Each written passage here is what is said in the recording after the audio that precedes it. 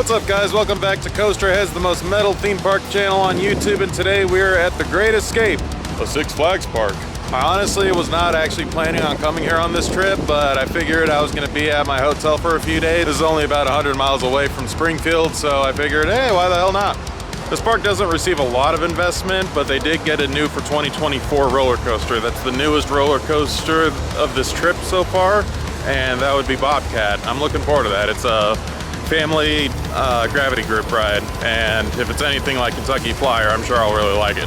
I'm honestly kind of surprised this place has such a huge lodge here, seeing how small the park is. Okay, so apparently they changed the name to Six Flags Great Escape, so yeah, just thought I'd mention that.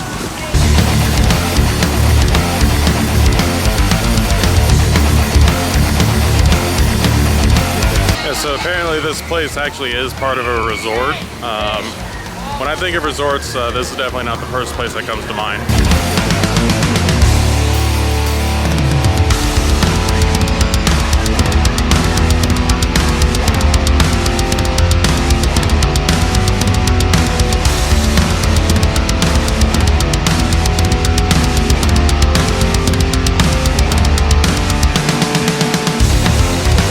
Okay, just got off my first ride of the day, Canyon Blaster. That was actually a fun little ride.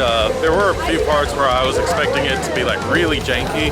Like I was like in the fourth car, I think, and I could see all the cars ahead of me were like shaking back and forth, and I was like bracing myself, and then it ended up not being that bad. But yeah, the lady I rode with, I told her that this was my 264th roller coaster I've ridden, and she was like, oh, you consider this a roller coaster? I'm like, yeah.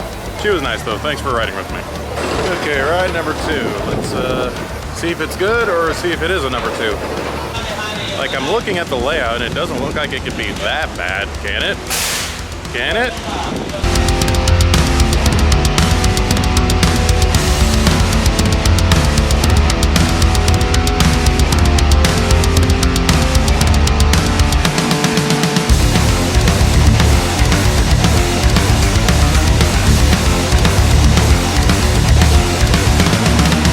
Okay, I've certainly been on worse rides than this, but that didn't mean I liked it either.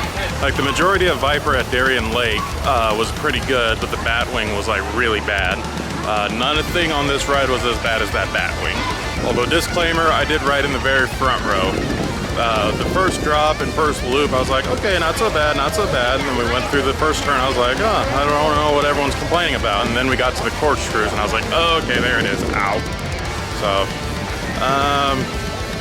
I wouldn't say it's an absolute number 2 based on my one ride, but I would still not say it was good, like even a little good. This is the 4th park in 4 days that have a boomerang, and tomorrow will be the 5th park in 5 days that have a boomerang. So it should come as no surprise to you guys that I typically talk about boomerangs, but I did want to point something out. This one's called Flashback, but the automated audio still said, welcome to the boomerang. I thought that was kind of funny.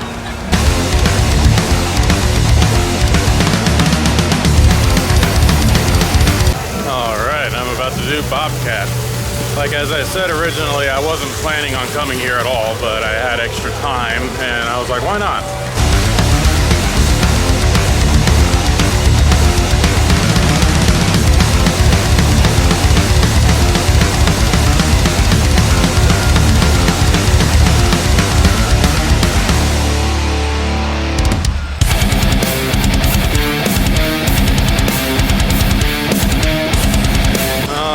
Bobcat was a lot of fun. I really enjoyed that. Apparently they had on-ride videos you could purchase, but I guess they're down at the moment.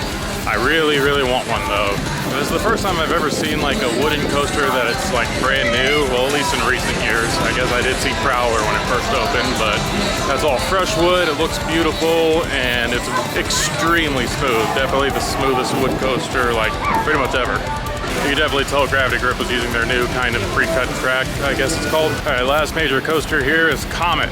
Well, I've never seen a Comet. There was one time when I was like 16 or 17, and I was definitely not underage drinking at the time, and I was hanging outside with my friends, and this ginormous meteor just came flying down, lit up the whole sky.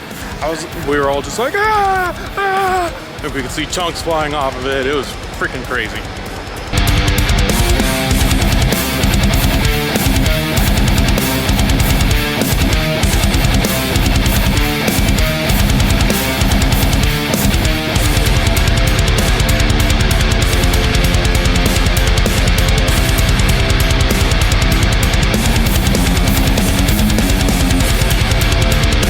Okay, I did not expect to be riding that, coming off saying that that was the best ride in the park, even after Bobcat, but yeah, that was definitely the best ride in the park. Oh my god. It also had the best view from the lift hill and the turnaround. You could actually see around and you could see all the mountains and stuff. So that was a really nice view. So that, you know, that's a bonus. I mean, don't expect it to be as smooth as Bobcat. I mean, this opened almost 100 years ago and Bobcat opened this year. But this is definitely well deserving of this. As a truck driver, I find this absolutely adorable. I don't normally get like tacky like souvenirs that aren't like related to a park or related to an area that I'm going to, but I saw this, I had to get it. The handle is literally the hoverboard from Back to the Future 2. That's awesome. All right, and that does it for our day here at the Great Escape. Sorry, Six Flags Great Escape.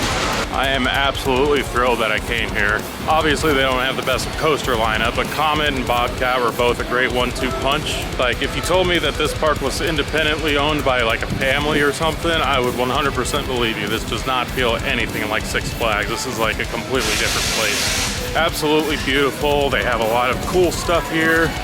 So when you're planning out your trip, don't just look at what they have on RCDB. Like, look at the website, look at YouTube videos like this one, see what all they have.